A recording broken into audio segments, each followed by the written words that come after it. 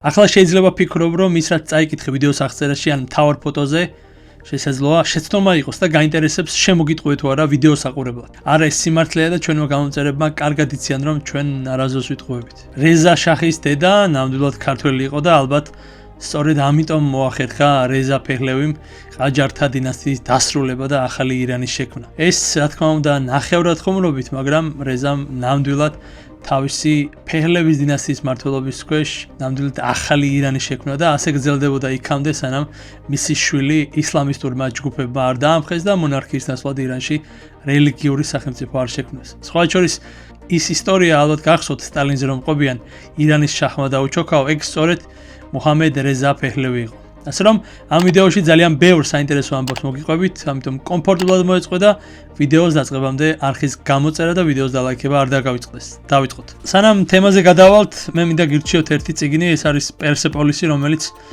ძალიან აქტუალური გახდა მით უმეტეს დღეს.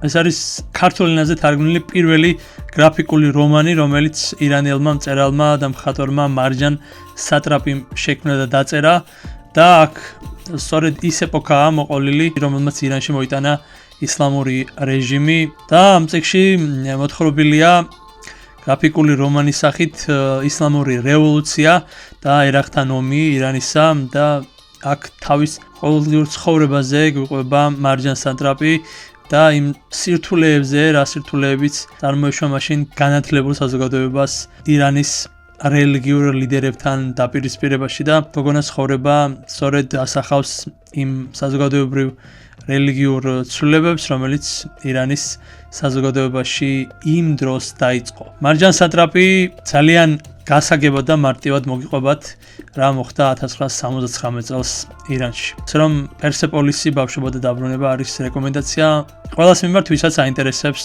ირანში ისლამური რევოლუციის ამბები. ახლა კი დავიწყოთ ჩვენი დღევანდელი ვიდეოს მთავარი თემა რეზა ფეჰლევისა და მისი ქართული წარმომავლობის შესახებ. სპარსელები მსოფლიოში გამორჩეული უძველესი კულტურის და ისტორიის ხალხია. მათი ისტორია მინიმუმ 2.500 წლის წინ იწყება, როცა კიროს დიდისა და დარიოსის სახელმწიფო ხმელთაშუა ზღვიდან ინდოეთამდე იყო გადაჭიმული, ხოლო ანტიკურ ეპოქაში სპარსული სამყარო პირდაპირ შემოიჭრა კავკასიაში. ქართლი, იბერია, კოლხეთი სპარსეთის სტრატეგიული სივრცის ნაწილი იყო, ხან როგორც მოკავშირე, ხან როგორც ვასალი, ხან კი როგორც წინააღმდეგობის ცენტრი.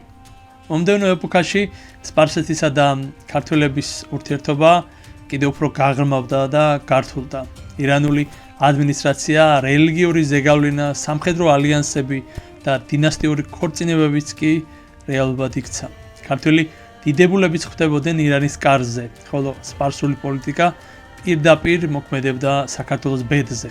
ეს იყო საუკუნეებით გაგრძელებული თანაცხოვრება, ბრძოლა, მტრობა, ურთიერთგავლენა და სწორედ ამ გრძელი ისტორიის შედეგად ირანის ისტორიაში გვახსოვს ადამიანები, რომელთაც ირანული სახელის მიუხედავად კავკასიური, მათ შორის ქართული ფესვები ჰქონდათ. ჩვენ გვახსოვს ისტორიები ქართველ ვაჟკაცებზე, ბიჭებზე, რომლებიც ირანში მოღვაწეობდნენ, თუმცა ერთ-ერთი ასეთი ისტორია უკავშირდება ქალს, რომლის სახელიც იშვიათად ხვდება წიგნებში. არადა მან ირანის ისტორიაში საკმაო კვალი დატოვა. მე-18 საუკუნეებში სპარსულ-ქართული ურთიერთობა ახალ ფაზაში შევიდა. სპარსეთი კავკასიას აღარ უყურებდა მხოლოდ როგორც საზღვარს. საქართველო იქცა სპარსეთის სამხედრო, პოლიტიკური და ადამიანური რესურსის მთავარ წყაროდ. ათასობით ქართველი აღმოჩნდა ირანში, ზოგი ტყვედ, ზოგი იზოლებით გადასახლებული და ზოგი როგორც ელიტის ნაწილი.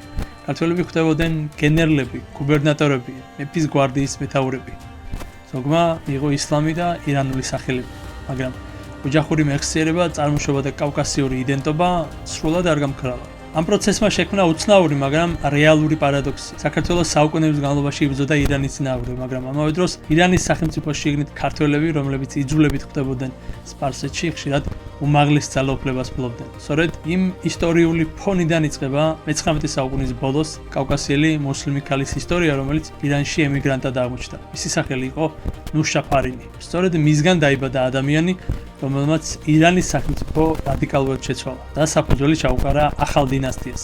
რეზა შაჰ ფეხლევი. და სანამ მის აღზევებაზე ვისაუბრებ, უნდა დავუბრუნდეთ იქ, სადაც ყველაფერი დაიწყო. კავკასიაში. ნუშაფარინი დაიბადა მე-19 საუკუნის შუა წლებში, კავკასიაში. იმ სივრცეში, სადაც იმ დროს ერთმანეთში იკუთებოდა რუსული იმპერია, სპარსეთი და ოსმალი. ის იყო ქართველი მუსლიმების ოჯახიდან, რაც ნიშნავს იმას, რომ მისი წინაპრები დიდი ალბათობით საუკუნებით ადრე ქრისტიანები იყვნენ, მაგრამ ისტორიულმა პროცესებმა, სპარსულმა ზეგავლენამ, სამხედრო სამსახურმა, იძულებითმა ან ნებაყოფლობითმა გადასახლებამ ისინი ისლამის სივრცეში მოაქცია. ახლა რა წყაროები გვაქვს იმის დასადასტურებლად და სათქმელად, რომ ნუშაფარინი ნამდვილად ქართველი იყო. მე პირდაპირ შემიძლია დაგისახელოთ ალი ჰადად ადელის წიგნი, რომელსაც ქვია ფეხლევის დინასტია, ისლამური მსოფლიოს ენციკლოპედიის შესავალი. ის 2012 წელს დაიბეჭდა და ამ წიგნის მესამე გვერდზე პირდაპირ წერია, რომ შაჰის დედა ნუშაფარინი იყო ქართველი მუსლიმანი ემიგრანტი. კიდევ ერთი წიგნი შემიძლია დაგისახელოთ და ეს არის ღოლამ რეზას 2009 წლის წიგნი ცხოვრება და მოღვაწეობა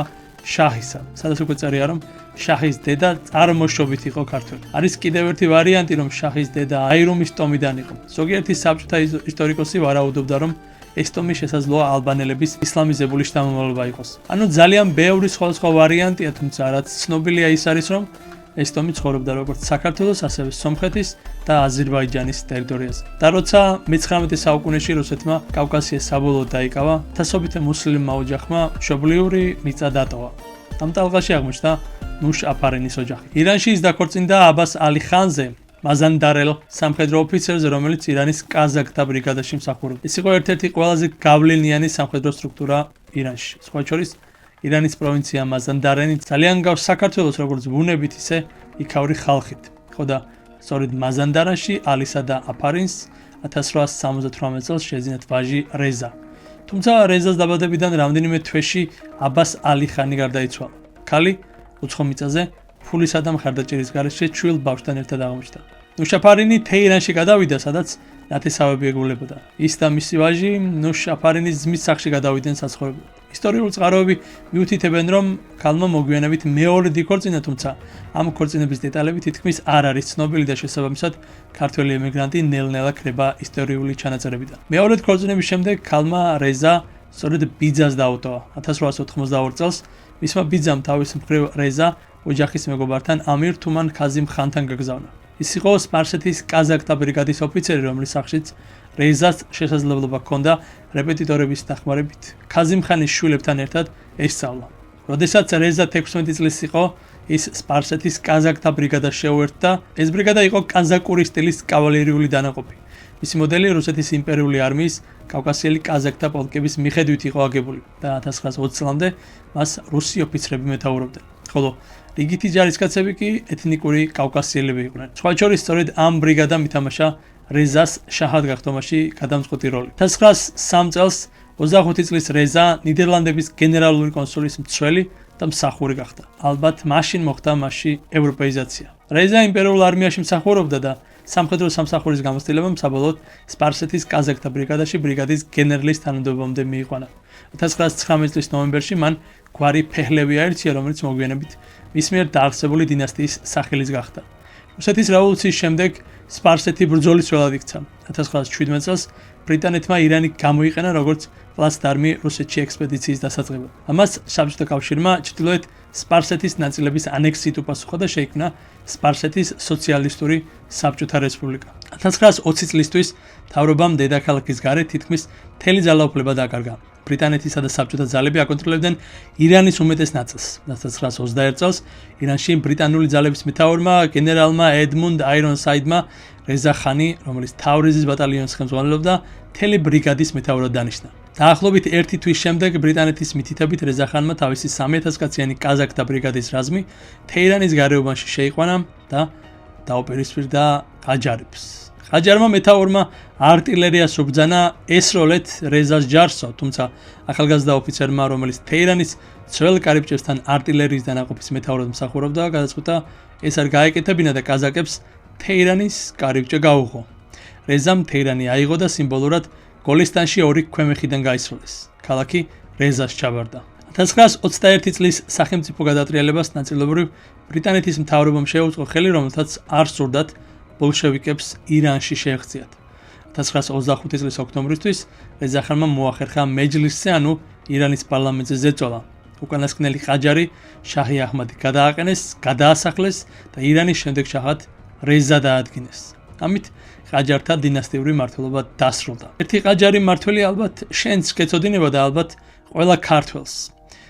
ყაჯარი იყო აღა მაჰმად ხანი და სწორედ მან დააარსა მისი დინასტია. ხოლო აღა მაჰმად ხანის დაარსებული დინასტია სანახევროდ ქართველმა რეზამ დაასრულა. თავდაპირველად რეზას ქვეყნის რესპუბლიკად გამოცხადება ჰქონდა დაგეგმილი, როგორც ეს მისმა თანამედროვემ ათათურქმა გააკეთა თურქეთში, მაგრამ ბრიტანეთისა და ირანელი სასულიერო პირების წინააღმდეგობის გამო არ გამოუვიდა.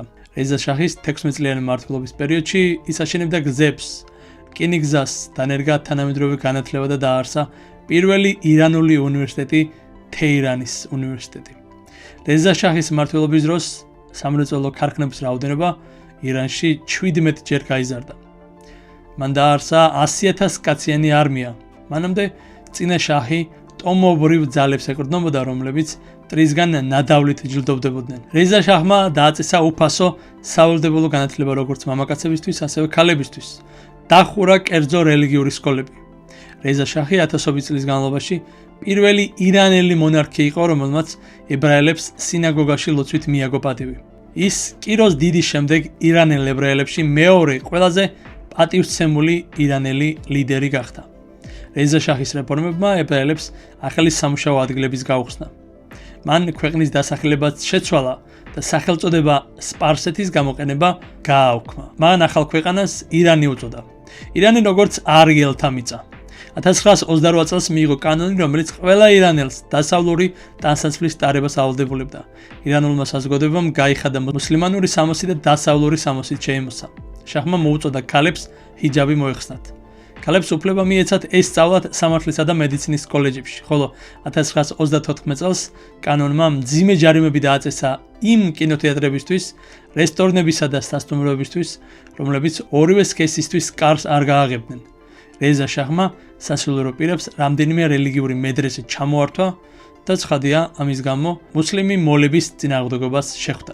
1935 წელს მაშჰადში იმამ რეზას სალოცავში აჯანყება დაიწყო. რამდენიმე დღის განმავლობაში ადგილობრივი პოლიცია და არმია სალოცავის დარბევაზე ვარს ამბობდა. დაპირისპირება მაშინ დასრულდა, როდესაც ირანის აზერბაიჯანიდან ჯარი მივიდა. აზერბაიჯანი პროვინციაა ირანში, სადაც დღეს იმაზე მეტი დაახლოებით 20 მილიონი აზერბაიჯანელი ცხოვრობს, ვიდრე თავად სახელმწიფო აზერბაიჯანში, ჩვენი მეზობელი როა. სწორედ ეს ირანული აზერბაიჯანული ჯარები ჩავიდნენ აჯანყების ადგილას და სალოცავში შეიჭრნენ. ათობით ადამიანი მოკლეს, ასობით დაჭრეს, რითაც სასულიერო პირებსა და რეზა შაჰს შორის საბოლოო განხეთქილება დაიწყო. თუმცა ცხადია, ირანში რეზას ვერავინ მოერია და მან ირანი ევროპულ ქვეყანად გადააქცია. რაც შეეხება საგარეო პოლიტიკას, შაჰის საგარეო პოლიტიკა ძირითადად საბჭოთა კავშირსა და დიდ ბრიტანეთს შორის დაპირისპირებაზე იყო აგებული და ეს გეგმა მას შემდეგ გახდა უაზრო, რაც 1941 წელს გერმანია საბჭოთა კავშირში შეიჭრა და ბრიტანეთი და საბჭოთა კავშირი მოკავშირეებად იქცნენ. გაერთიანებული სამეფოსთვის უწყვეტი მომარაგების გარანტირებისთვის და საბჭოთა ძალებისთვის საბრძოლო მასალებით მომარაგების მარშრუტის უზრუნველსაყოფად ორი მოკავშირე 1951 წლის აგვისტოში ერთობლივად ირანში შეიჭრა. ირანის ჯარი, რომლის შექმნისთვის რეზამ დიდი რესურსი და დრო დახარჯა, სამარცხვინოდ დაიშალა. სამეფო ოჯახი შაჰისა და მემკვიდრე პრინცის გარდა ისფაჰანში გაიქცა. არმიის გენერლები საიდუმლოდ შეხვდნენ, რათა განეხილათ კაპიტულაციის ვარიანტები. როდესაც შაჰმა გენერლების იმ ქმედებების შესახებ შეიტყო, მან შერეღებული ძალების მთავარსარდალი გენერალი აჰმად ნახჯავანი ჯოხით სცემა და წოდება ჩამოართვა. რამდენიმე დღეში რეზამ სამხედროებს წინააღმდეგობის შეწყვეტა უბრძანა და ბრიტანელებთან და საბჭოთა კავშირთან მოლაპარაკებები დაიწყო. ბრიტანელები და ირანის პრემიერი ფორუღი შეთანხმდნენ, რომ მოკავშირეების გასვლისთვის ირანს გერმანელი მინისტრის გაძევება და მისი თანამშრომლების თეირანიდან გაყვანა მოუწევდა. გერმანიის, იტალიის, უნგრეთის და რუმინეთის საელჩოები დაიხურებოდა და ყველა დარჩენილი გერმანელი ბრიტანეთის და საბჭოთა ხელისუფლებას გადაეცემოდა. ეს ბრძანება გერმანელების თითქმის გარდაუვალ პატიმრობას ან საბჭოთა კავშირისთვის გადაცემული პირების შემთხვევაში მათ შესაძლო დახვრეტას ნიშნავდა. რეზა შაჰმა ეს შეთანხმება არ შეასრულა და ქვეყნიდან გერმანელი მოქალაქეები უმეტესად თურქეთის საზღვრის გავლით ფარულად გაიყვანა. ამან საბჭოთა კავშირი გააგიჟა და წითელი არმია თეირანის დასაკავებლად მომიზადა. ბევრი ადამიანი, განსაკუთრებით მდიდრები, ქალაქიდან გაიქცნენ. რეზა შაჰმა პრემიერის ხელით დაწერილ წერილში ტახტიდან გადადგომის შესახებ განაცხადა. ბრიტანელებს სურდათ ყაჯარების დინასტიის ხელისუფლებაში დაბრუნება, მაგრამ აჰმად შაჰი, ყაჯარების მემკვიდრე, ბრიტანეთის ქვეშევრდომი იყო და სპარსული ენა არ იცოდა. ბრიტანელებმა შაჰს რეპუტაციის შენარჩუნების გზა დაუტოვეს და რეზას კითხეს. მისი უდიდებულესობა კეთილგანწყობილი იქნებოდა თუ არა ტახტიდან გადამდგარიყო მისი შვილის, ტახტის მემკვიდრის სასარგებლოდ. სხვა შორის, იმაში რომ ინგლისელებმა სწორედ შაჰის, ანუ რეზას შვილი აირჩიეს მემკვიდრედ, ბევრი პრემიერ ფორუღის საიდუმლო წვლილს ხედავს. რეზას სხვა გზა არჩებოდა და შაჰი ბრიტანელებმა ტახტიდან თავისი ვაჟის, მოჰამედ რეზა ფეხლევის სასარგებლოდ გადააყენეს. ბრიტანულმა ძალებმა ის და მისი შვილები სწრაფად წაიყვანეს მავრიკზე, სადაც ის შატო ვალორიში, სოფელ მოკაში ცხოვრობდა. შემდგომში რეზა სამხრეთ აფრიკაში გაგზავნეს და სადაც 1954 წელს რეზა შაჰი გარდაიცვალა. 1950 წლის მაისში რეზა შაჰის ნეშტი ირანში დააბრუნეს და მის პატივსაცემად აშენებულ მავზოლეუმში, დედაქალაქ თეირანის სამხრეთ გარეუბანში დაკრძალეს. ის მავზოლეუმი ირანში აიათოლას ისლამური ხელისუფლების მოსვლის შემდეგ გაანადგურეს. აიათოლამ ტახტიდან რეზას შვილი ჩამოაგდო და ირანში ისლამური სახელმწიფო შექმნა. თუმცა ეს უკვე სხვა ისტორიაა და სხვა ვიდეოებში ვისაუბრებთ. რეზა ფეხლევს კი ირანის წინაშე უამრავი დამსახურება აქვს. მის დროს და მისი მმართველობის დროს ირანში პირველად დაარსდა სასამართლო სისტემა, ეროვნული ჯანდაცვის სისტემა, სახელმწიფო საავადმყოფოები, ტრანსირანული რკინიგზა. პირველად დაარსდა თანამედროვე ირანული სამხედრო ძალები, პირველი რადიოსადგურები, ეროვნული მუზეუმი, ეროვნული ბანკი, უნივერსიტეტი, თეირანის უნივერსიტეტი, ყრუმჯების საბავშვო ბაღი და სკოლა, ირანული თვითმფრინავების ქარხანა, ირანული აეროპორტი, სპარსული ენისა და ლიტერატურის აკადემია. რეზა უზრუნველყოფდა ირანელი სტუდენტებისთვის ევროპის ქვეყნებში სწავლის სრულ დაფინანსებას. ირანის ყველა სასწავლო დაწესებულებაში ქალების მიღების ბრძანებას გასცა. შექმნა პირველი ეროვნული სასკოლო სისტემა და სასკოლო სახელმძღვანელოები. მაშინ როცა მის მოსვლამდე ისლამური მედრესე იყო განათლების ერთადერთი ხელმისაწვდომი ფორმა. ყველა ირანელისთვის დაბადების მოწმობები და პირადობის მოწმობები შეიქმნა. ირანული ვალუტა ტომანიდან რიალზე გადავიდა, მანვე სპარსული კალენდარი აღადგინა. მამაკაცებს დასავლური ტანსაცმლის ჩაცმა, ხოლო ქალებს ჰიჯაბის მოხსნა აიძულა. გააუქმა მონობა და ჰარემის ტრადიცია. ასეთი გახდა ირანი რეზა შაჰის დროს, რომლის დედაც საქართველოდან იყო. ნუშაფარინის ცხოვრება არ იყო გამორჩეული. ის არ იყო გავლენიანი ფიგურა, თუმცა მისი შვილი სრულიად სხვა გზას დაადგა. რეზა ჯერ უბრალო ჯარისკაცი გახდა, შემდეგ ოფიცერი, შემდეგ გენერალი და ბოლოს ირანის შაჰი. სწორედ იქ იწყება ირანის ისტორიის ახალი თავი. და მაშინ, როცა ფეხლევების დინასტიის აღზევებაზე ვისაუბრებთ, უნდა გვახსოვდეს ერთი რამ. ირანის თანამედროვე სახელმწიფოს დამფუძნებლის რეზა შაჰის დედა იყო კავკასიური წარმოშობის ქართველი მუსლიმი ემიგრანტი, რომლის სახელი ნუშაფარინი დღემდე თითქმის დავიწყებულია. თუ აქამდე მოხვედი და ირანის შაჰის ისტორია მოისმინე, მოიწონე ეს ვიდეო და მეტი მსგავსი ვიდეოსთვის გამოიწერე არხი. დიდი მადლობა.